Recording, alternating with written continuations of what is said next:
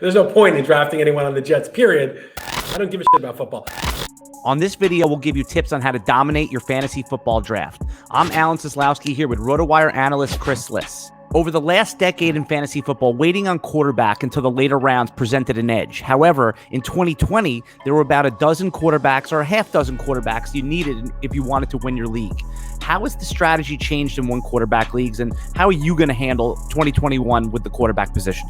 Yeah, I think you're right, Alan. I think that it just became obvious that you had to wait on quarterback and you were going to get great values in the double-digit rounds and use running back and wide receiver picks early, and that was the way to go. But then those things become dogma, and then the game changes underneath you, where the NFL has all these new running quarterbacks that put up tons of points, and NFL offenses are more pass-friendly, and the NFL rules are more pass-friendly than ever. And suddenly last year, like, oh, I don't care. I can get Derek Carr in round 15 and get 202.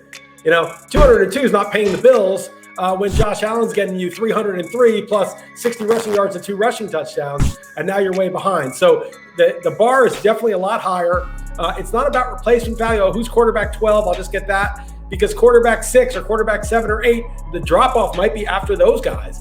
And if it is, then if you're below that, then you're losing points every week at the quarterback position. So this year, I'm not going to reflexively reach for Josh Allen or Pat Mahomes. But if there are still people wedded to the old philosophy, the old dogma of you must wait, and some of those guys become values, if Mahomes slips to around 3 or 4, if Allen slips to around 4 or 5, yes, I will take one of them if I'm not sold with the receiver or the running back options at that point. Aging veterans like Julio Jones and Adam Thielen are no longer top 30 fantasy picks.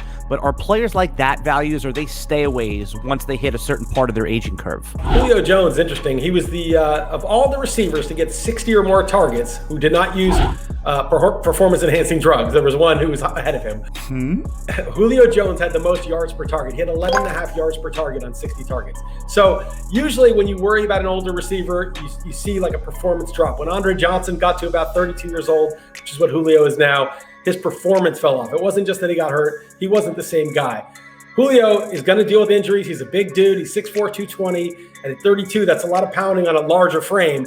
But there is no sign of skills drop off for him. So he actually might be a value. Thielen, same thing. Thielen's, I think, only 30, but he's had injuries the last couple of years. Clearly, Justin Jefferson is the top dog there. He's emerged. He's their big play guy. But Thielen had 14 touchdowns and had a ton of red zone looks. I don't see a lot of depth in that receiving corps. So if you get Thielen outside the top 30, I would say take him. You mentioned Justin Jefferson, and that's a great lead into what I was going to ask you next. Young wide receivers with less than 2 years of difference-making production on their resume often get pushed up the board the following year. In the past, players like Juju Smith-Schuster and Chris Godwin, after their top 5 finishes, disappointed the following year. How should fantasy drafters handle Justin Jefferson, being that he's a top 15 overall pick in early best ball drafts?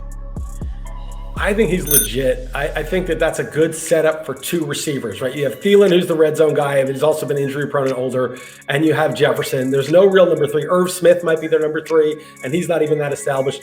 Cousins is a good guy to get the ball down the field. He did it for Diggs the year before. They can support 2 receivers. I think he's a very safe floor guy. You're paying for it. I mean, you're not going to make a big profit probably, but he looks like he's a really good player in real life, and there's nothing. There's no issues with him. He's not injury prone. He's been healthy. I think the really good values are the young guys that haven't done it yet. I think when you pay for a Justin Jefferson, it's great, but he's earned it. He's going to cost you.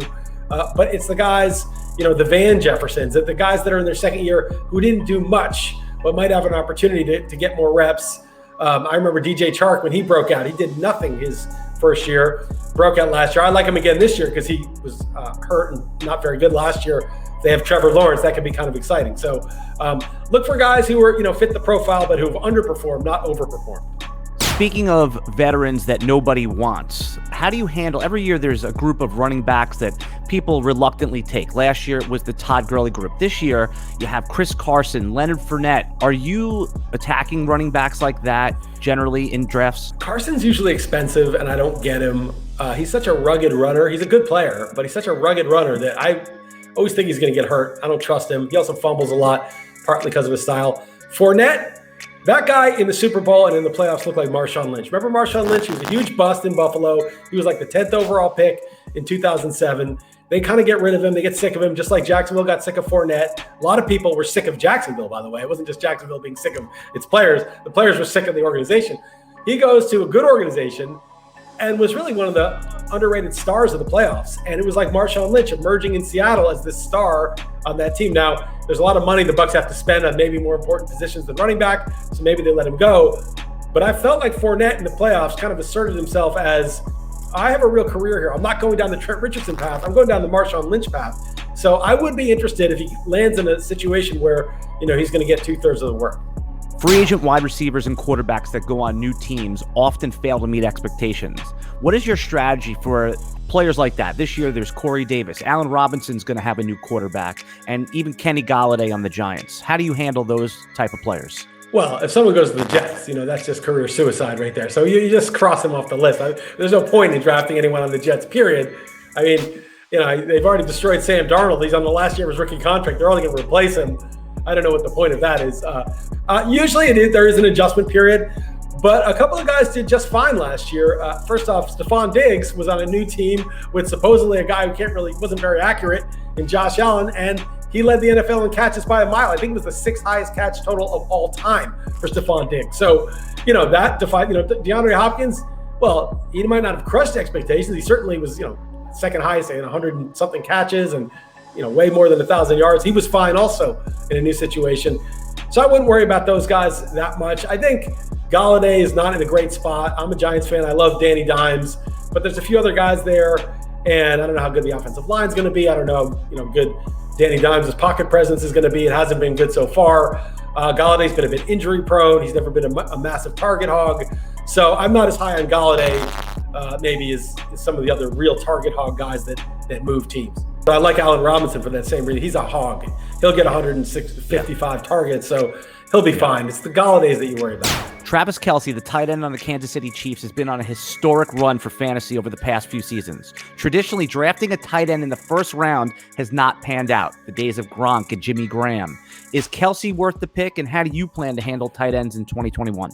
I actually, on the projections, do not even have Kelce as the number one tight end. I have Darren Waller as the number one tight end. Kelce is going to be 32 or 33. I think he's the same age as Gronk. They're like 2 months apart or something. The tight ends do age very well, by the way. I mean, Kelce could have 2 or 3 more prime years. These guys, the good ones, the Tony Gonzalez, Antonio Gates, when he was healthy. Witten had some good years at decent years at older age. So probably next year is not the cliff for Kelce, and obviously his skills were excellent last year. But you are starting to take age-related risk, maybe some injury risk with that. Darren Waller's in the prime of his career.